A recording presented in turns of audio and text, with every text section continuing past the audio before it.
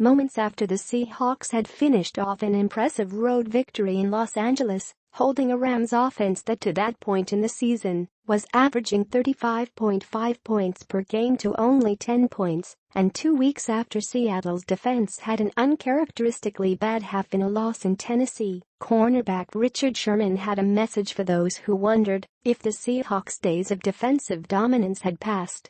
"I think our demise was greatly overstated," Sherman said. "These guys have been playing great football for a long time," Seahawks coach Pete Carroll said after that game.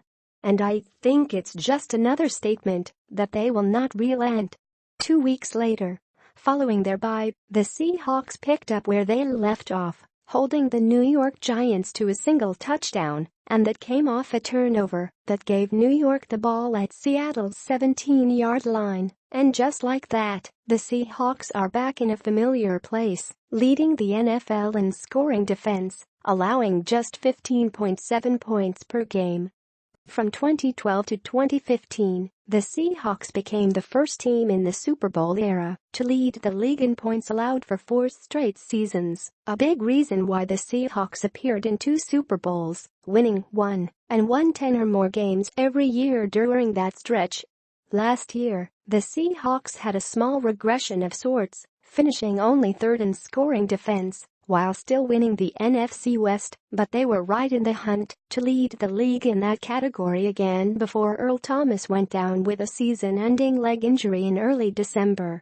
With their nucleus intact, and with the addition of Pro Bowl defensive tackle Sheldon Richardson, expectations were again very high, both internally and externally, for a Seattle defense that features 8 players have been selected to at least 1 Pro Bowl. And 6 games into the season, that group has once again been one of the very best in the league, one bad half in Nashville notwithstanding. In addition to leading the league in scoring defense, the Seahawks also rank first in red zone defense, allowing touchdowns on 28.6% of trips to the red zone. Opposing quarterbacks are averaging just 5.6 yards per attempt against Seattle, and a 69.9 passer rating, both of which rank second in the league. And the Seahawks have given up only 32 explosive plays, run of 12-plus yard and completions of 16-plus yards, 4th fewest in the NFL. "We're playing at as high a level as we ever have," Sherman said. "Outside of the Tennessee game, which was obviously an outlier, I think we've given up 12 points a game, or something like that in every other game. I think it's just funny. People's standards are so high for us, and our standards are so high that you confuse greatness with mediocrity. I guess you get bored with greatness sometimes, and it happens with everyone, but you can appreciate it at times. If we were somewhere else playing the same exact defense, it'd be outstanding." Added linebacker KJ Wright, "We can be as good as we want to be. We can be better than we have in the past.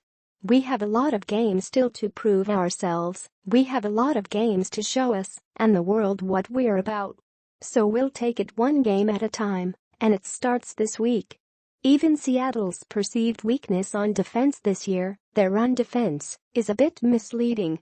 Yes, the Seahawks have allowed 113.7 yards per game, which ranks 17th, and 4.7 yards per carry, 26th. But those numbers are heavily skewed by just a few big plays, most notably a 75-yard run in Tennessee and a 61-yard by the 49ers.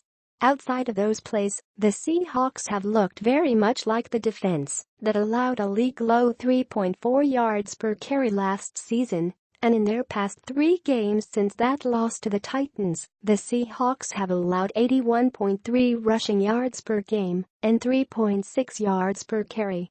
"You get what you emphasize," Wright said of cutting down those big plays.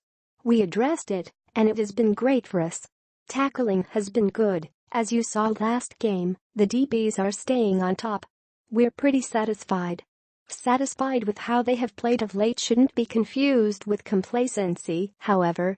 As that loss in Tennessee showed, lapses on just a couple of plays can make all the difference in a game. "It's just us being consistent, staying true to who we are, down after down," defensive coordinator Chris Richard said. "That's the only thing that we need to be focused on."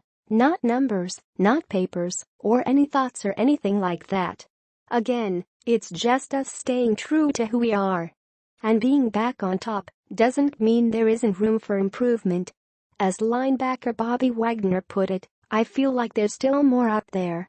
I feel like we haven't even hit what we could possibly reach, but I'm excited with the potential we have, and hopefully we reach it. There's still a long ways to go, and the Seahawks have their hands full against a Houston Texans offense that has scored 30 or more points in 4 straight games, but if the Seahawks can keep this up on defense, it will be part of a remarkable run of defense that dates back to the second half of the 2011 season, when Seattle allowed 16.5 points per game over its final 8 games. We take huge pride in that, Wagner said of the defense's play in recent years. You want to be remembered for something. You want to go out and do something. I feel like every guy on this defense wants to be the best at their position, which allows us to be the best defense, because we're all pushing each other, always trying to make each other better. I think collectively, that has made us so good over the years. If we just continue to have that mindset of everybody being great and keep pushing each other to be great, we'll always be around the top. Other teams have challenged the Seahawks for defensive superiority, but none have maintained their level of play for so many years. We take a ton of pride in it, because that's what it's about longevity, Sherman said. I think we live in a day and age where people are looking to crown people for one-offs. If you have one great year, you're the best at this. You have one great week, oh my God. He's an MVP candidate. It's not about doing it for a long time anymore. It's not about longevity. What about the guys who've been doing it since 11? It's just funny, because that's the day and age we're living in. It's a microcosm of society and how everyone wants to be rewarded right now. Instant gratification, that's the world we're living in. That's what everybody wants, and that's what the world's giving them, so people don't appreciate greatness lasting a long time anymore. The Seahawks defense has lasted a long time, and based off what they've shown this season, their demise appears to still be a long ways away.